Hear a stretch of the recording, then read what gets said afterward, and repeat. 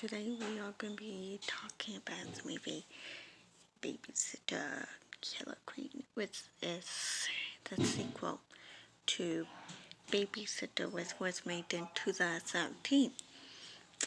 I gotta say, it's really good, and it does show Cole in high school, struggling to get his parents' belief in the fact that his babysitter B was part of a cult, part of a satanic cult, and her and, her father was in that, was, trying to kill him, and that they actually had to actually kill someone in the house. So it kind of shows him struggling, trying to get them to believe him, because in the movie it shows that his parents do not believe him. Because he constantly tells them, I'm not lying, this really happened, except, well, they don't believe him. They literally thought had basically, in other words, lost his marbles. And so it kind of shows, and it's actually revealed how B survived getting hit by the car. It turns out B, she's not human.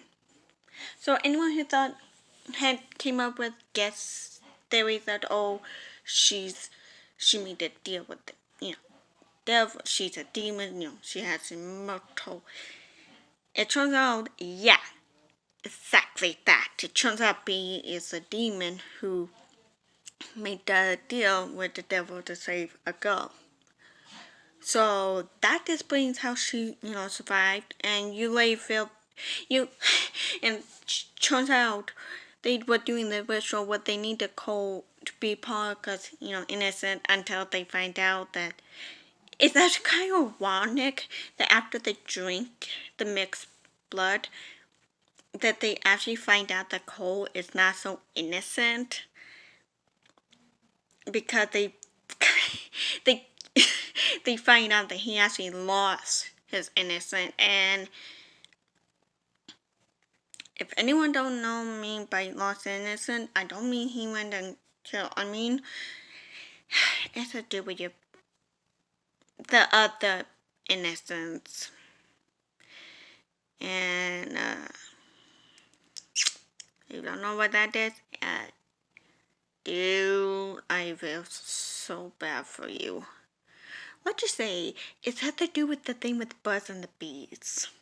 That's all I'm saying. Okay? Anyway, you kind of find that they're like, oh, shot it. It's really great. And they're like, oh, and it's put to one girl like, oh, who would do it with him?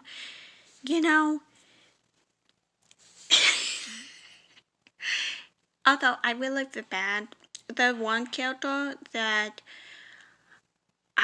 was my favorite, because she was always there supporting him at school even when he got bullied, which was Melanie.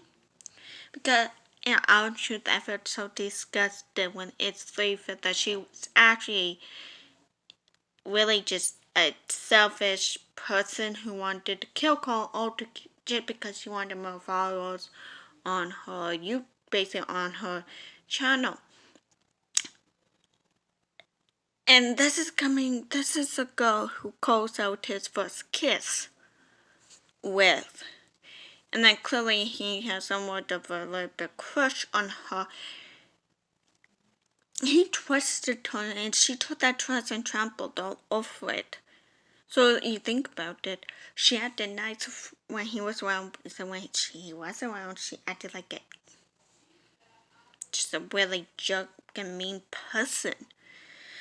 So when she died, got her comeuppance for being bad, I kind of thought that's a fair punishment for betraying him. Anyway, and you find out that B actually had break the whole thing to get both Cole and the basically the two, the one that's tied on against the pole, you later find out that B read the whole thing, get those two together. And actually, B had been working on to end the basic code for good. And you also find out that she's actually the last demon. And she ends up, she makes the call that he changed her that night. Like the night that he made it that he loved her, she made it like that changed me, for the better. And so she ends up sacrificing herself. And it's so funny that after she disintegrates, days after she's gone, the dad finally believes, like, like, what? That? And Carl's like, you thought that? Like, yeah, that whole thing was pretty hard to miss. And he finally realized that everything Cole had been telling him and his mom had been all true. That he wasn't crazy. And because, let's just say I give 100% on that, I think 100% explain things. And 100% on everything, including the actors.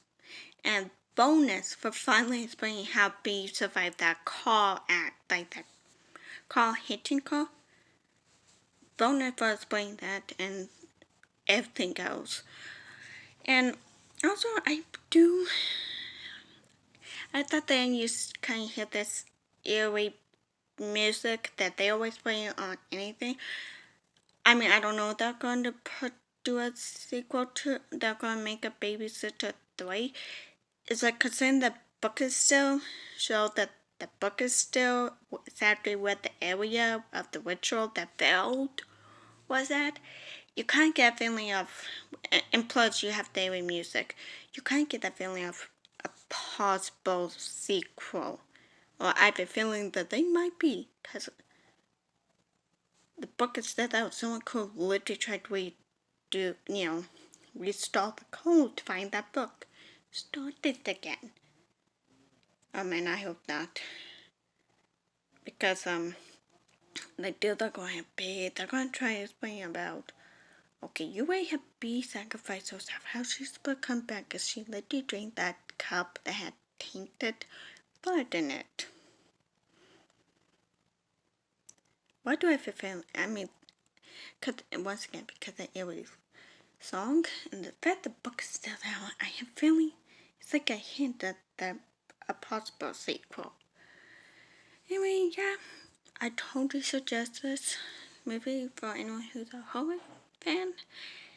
If you want to watch it and you're not one, I'm gonna say good luck.